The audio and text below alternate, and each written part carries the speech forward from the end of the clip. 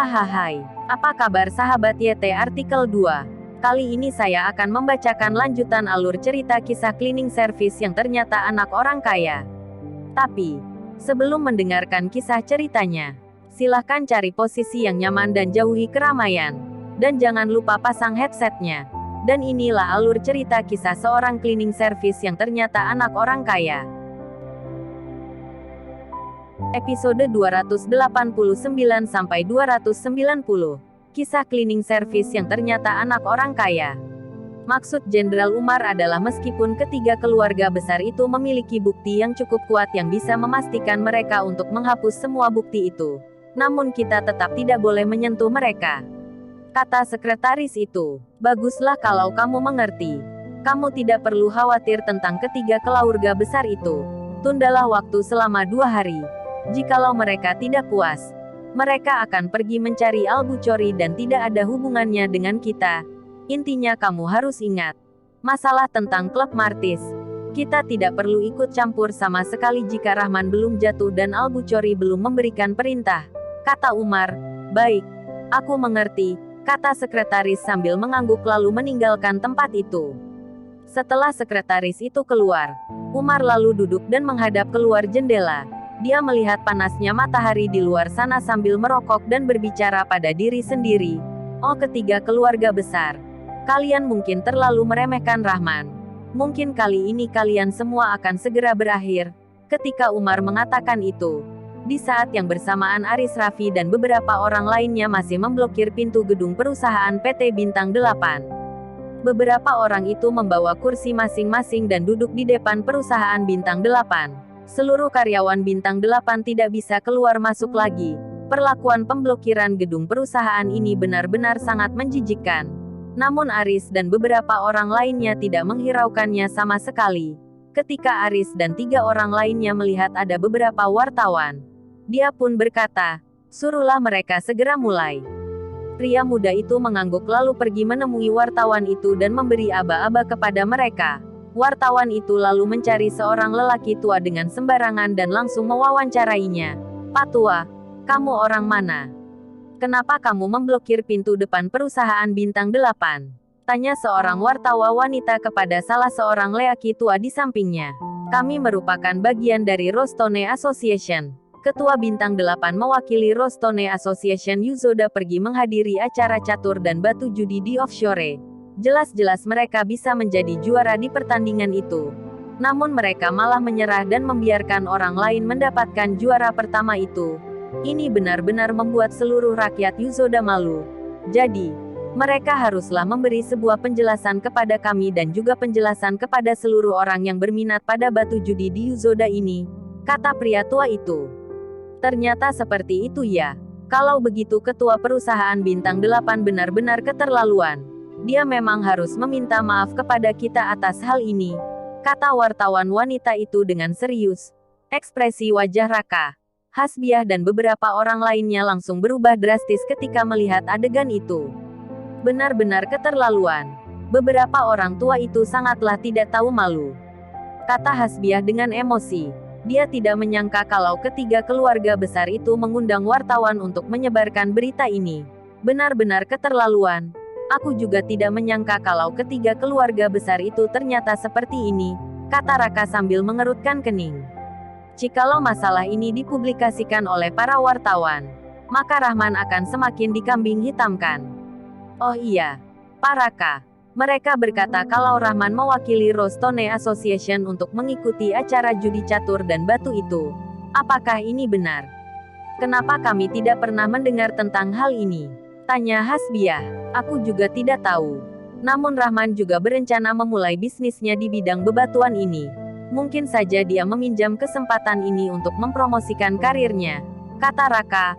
Hais, sepertinya Tuan Rahman sudah salah langkah kali ini.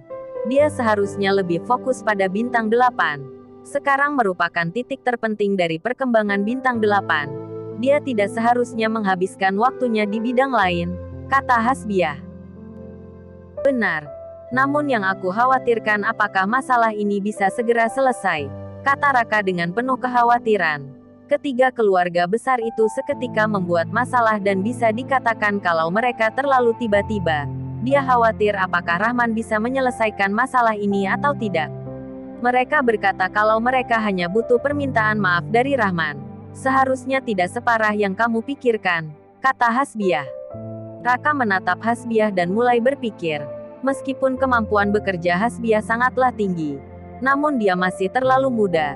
Jikalau Rahman menunduk kepada ketiga keluarga besar itu, maka kedepannya perusahaan Bintang 8 tidak akan punya kesempatan untuk melawan ketiga keluarga besar itu lagi. Aku percaya kalau ketiga keluarga besar itu juga salah akan hal ini dan meminjam kesempatan ini agar Rahman meminta maaf kepada mereka di depan umum. Merekalah yang membongkar identitas Rahman. Menurutmu apa tujuan mereka membocorkan identitas asli Rahman di saat ini?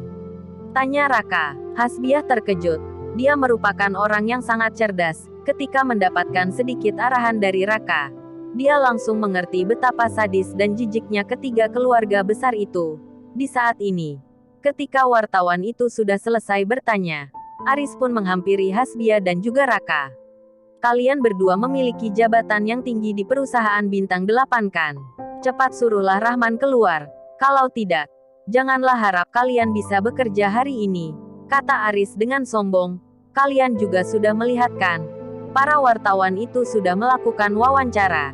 Jikalau bos kalian tidak meminta maaf, maka besok, bukan, tidak perlu menunggu hingga besok, malam ini, seluruh media sosial akan membocorkan segala kejelekannya. Jika itu terjadi, maka tidak ada lagi yang akan bekerja sama dengan perusahaan kalian, kata Palen. Sikap mereka sangatlah sombong. Namun sebagai karyawan yang memiliki jabatan tinggi di Bintang 8, mereka tidak berani berkata apapun. Karena mereka semua tahu kalau kedua orang tua itu bukan hanya merupakan orang tua biasa, melainkan kepala keluarga dari ketiga keluarga besar itu. Jangan katakan kalau mereka merupakan orang biasa. Di seluruh kota Yuzoda ini, orang yang berani mengganggu mereka masih bisa dihitung dengan jarinya. Hasbiah menarik nafas dan berkata, bos kami sedang tidak berada di Yuzoda. Dia juga sudah tidak datang ke perusahaan selama beberapa hari. Jika ada yang ingin kalian sampaikan, silahkan katakan kepadaku, aku akan memberitahunya ketika dia pulang nanti. Tidak ada di Yuzoda, kata Palen kepada Hasbiah sambil tersenyum hina. Dia tidak berani bertemu dengan kami kan? Kalau tidak percaya, teleponlah dia dan tanyakan kenapa dia harus bersembunyi. Aris Raffi menatap Hasbiah. Hasbiah tidak hanya muda, namun juga terlihat cantik. Dia juga merupakan seorang gadis cantik yang spesial. Aris pun menatapnya beberapa kali. Siapa kamu? Apa hakmu berbicara dengan kami? Kata Darius sambil menatap Hasbiah dengan hina. Hasbiah sedikit jijik akan tatapan Aris. Namun dia hanya bisa menahannya lalu berkata, aku adalah wakil direktur di Bintang 8 ini. Banyak hal yang bisa aku putuskan di perusahaan ini. Aris tertawa dan berkata, wakil direktur? Sama saja kamu masih merupakan seorang karyawan di sini. Berapa besar gaji yang diberikan dia padamu? 2 miliar atau 4 miliar? Datanglah dan jadilah asistenku. Aku akan memberi gaji sebesar 10 miliar. Hasbiah tertawa cuek dan berkata, gaji yang diberikan bosku adalah 200 M ditambah dengan bonus tahunan. Meskipun dia tidak dengan jelas mengejek Aris, namun semua orang di sana bisa merasakan kalau dia sengaja membuat Aris malu. Setelah mendengar ini, ekspresi Aris terlihat tidak senang dan dia menunjuk Hasbiah dengan marah. Namun di saat ini, ponselnya pun berdering, ekspresinya berubah dan amarahnya tidak tertahankan ketika mengangkat panggilan itu. Lanjut ke episode berikutnya. Episode 290. Tidak hanya Aris yang menerima panggilan itu. Di saat yang sama, Palen dan Alshad juga menerima sebuah panggilan. Mereka bertiga terlihat sangat marah ketika mengangkat panggilan itu. Bahkan itu membuat Hasbiah dan Raka ketakutan hingga mundur beberapa langkah.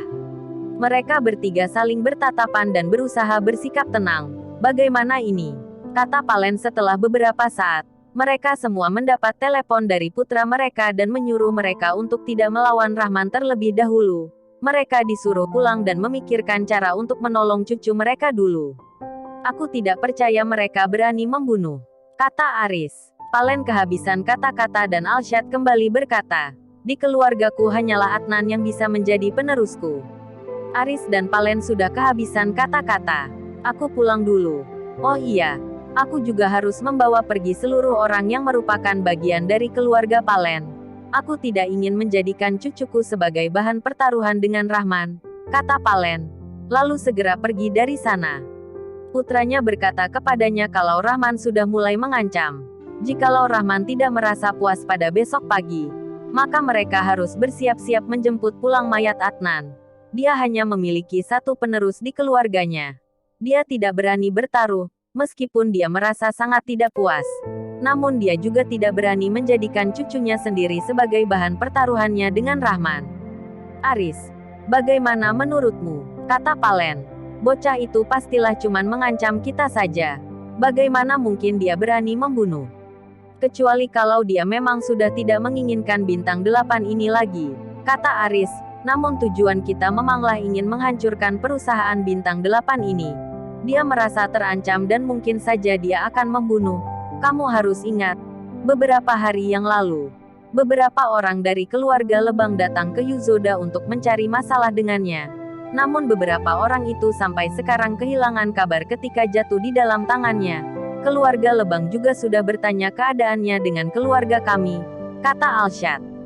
Ekspresi wajah Aris semakin berubah. Akhirnya dia pun berkata, kita boleh menghentikan ini. Namun kita tidak boleh menyetujui permintaannya. Ayo pergi dulu. Masalah ini cukup sampai di sini saja, kita bicarakan lagi nanti. Alshad net mengangguk dan hanya bisa begini. Mereka tidak mungkin menyetujui permintaan Rahman. Jikalau mereka menyetujui permintaan dari Rahman, maka keluarga Net akan sangat malu dan tidak akan bisa berdiri di kota Yuzoda ini lagi. Mereka bertiga pun pergi bersamaan. Beberapa orang di sana juga sudah meninggalkan tempat ini. Beberapa anggota penting perusahaan Bintang 8 pun kebingungan. Bukankah mereka sangat sombong tadi? Kenapa mereka kabur setelah menerima panggilan itu? Raka dan Hasbiah saling bertatapan dengan tatapan yang penuh dengan kejutan. Rahman sudah beraksi. Mereka berkata secara bersamaan. Aku sangat penasaran. Namun aku tahu ada beberapa hal yang tidak mungkin bisa kita ketahui. Jadi, lupakan saja, kata Hasbiah ketika bermaksud menelepon Rahman. Namun dia sadar akan dirinya sendiri. Seperti yang dikatakan Aris sebelumnya. Meskipun dia merupakan wakil ketua, namun dia hanya merupakan karyawan yang dipekerjakan Rahman. Masalah di antara Rahman dan ketiga keluarga besar itu bukanlah merupakan masalah yang ia bisa ikut campur di dalamnya. Raka mengangguk dan memiliki pemikiran yang hampir sama dengan Hasbiah. Akhirnya dia pun menahan semua rasa penasarannya dan kembali bekerja bersama beberapa orang itu. Tidak lama setelah ketiga pemimpin keluarga besar itu pergi, media sosial mulai menyebar berita di antara Rahman dan ketiga keluarga besar itu. Sungguh mengejutkan. Ternyata bos Bintang 8 adalah dia. Sungguh mengejutkan. Ternyata bos Bintang 8 adalah merupakan seseorang yang tidak tahu malu. Berita yang paling hangat diperbincangkan di seluruh media sekarang adalah berita yang mengkambing hitamkan Rahman ini. Cepat lihat. Ternyata bos kita yang sebenarnya adalah dia. Banyak karyawan perusahaan Bintang 8 mulai menggosip setelah membaca berita ini. Di mana? Aku ingin lihat. Ya Tuhan, bukankah dia sering ke perusahaan kita? Aku malah menganggap dia merupakan teman dari Pak Raka. Ternyata dia adalah bos kita sebenarnya. Iya. Apakah kalian masih ingat? Beberapa saat lalu ketika Marwah dan Hanzo mencelakai Kak Andini, bos Rahmanlah yang menyelesaikan ini dan memecat kedua orang itu. Waktu itu aku mengira Pak Rakalah yang memecat mereka. Aku tidak menyangka kalau manajer Rahman yang melakukan itu. Kak Andini, kamu memiliki hubungan seperti apa dengan bos Rahman? Seingatku bos Rahmanlah yang membawamu bekerja di sini, tanya seseorang dengan penasaran. Setelah mereka tahu kalau Rahman adalah pemilik perusahaan ini, mereka pun memanggil Andini dengan Kak Andini. Andini terkejut dan sedikit panik. Selama ini, orang-orang di sini terlihat segan padanya, namun tidak sampai dipanggil dengan sebutan Kak. Mereka biasanya langsung memanggil nama. Tidak disangka, para karyawan muda itu memanggilnya dengan sebutan Kak Andini. Ini membuatnya merinding. Dia merasa kalau orang-orang itu sedang berusaha menertawakannya. Bos Rahman yang mana? Aku tidak mengenalnya, kata Andini dengan hati-hati. Ini loh, bukankah Bos Rahman yang membawamu ke perusahaan ini? Seorang gadis di dekat Andini menunjukkan ponselnya kepada Andini yang berisikan foto Rahman yang besar di dalam berita itu. Setelah Andini melihat kalau itu adalah Rahman, dia pun berkata, "Oh, yang kalian bicarakan adalah Rahman si orang baik ini." "Rahman si orang baik, apakah kamu tidak tahu kalau dia adalah bos kita sebenarnya?" tanya wanita itu dengan penasaran. Andini menggelengkan kepala dan berkata, "Beberapa bulan yang lalu terjadi gempa. Putraku masih berada di kamar yang ada di lantai 7. Rahmanlah yang menolong putraku dari atas sana." Ketika membahas masalah itu, mata Andini memerah. Dia terpikir kembali akan bangunan rumahnya yang roboh dan dia masih belum melihat Rahman keluar bersama putranya. Dia hampir gila waktu itu. Wah, Bos Rahman adalah seorang pahlawan. Semua orang terkejut ketika mendengar cerita dari Andini tentang kisah pertemuannya dengan Rahman. Bos mereka tidak hanya muda dan kaya, dia bahkan juga merupakan seorang pahlawan. Di saat ini, sejumlah karyawan wanita mulai mengaguminya. Di saat yang bersamaan, Sisil dan beberapa karyawan yang dipindahkan dari toko elektronik Harmony pun menyaksikan berita yang ada di media. Dibandingkan dengan orang lain, bisa dibilang mereka lebih mengenal Rahman, karena Rahman pernah bekerja dengan mereka di perusahaan yang sama, yaitu jadi cleaning service di toko elektronik Harmony. Semua orang terkejut ketika melihat kalau orang yang ada di foto itu adalah Rahman. Bagaimana mungkin? Bukankah Rahman adalah seorang cleaning service di toko elektronik Harmony? Bagaimana mungkin dia adalah bos kita? Sisil dan beberapa orang di sana saling bertatapan. Tidak ada kata lain yang tersisa selain kata terkejut. Bersambung.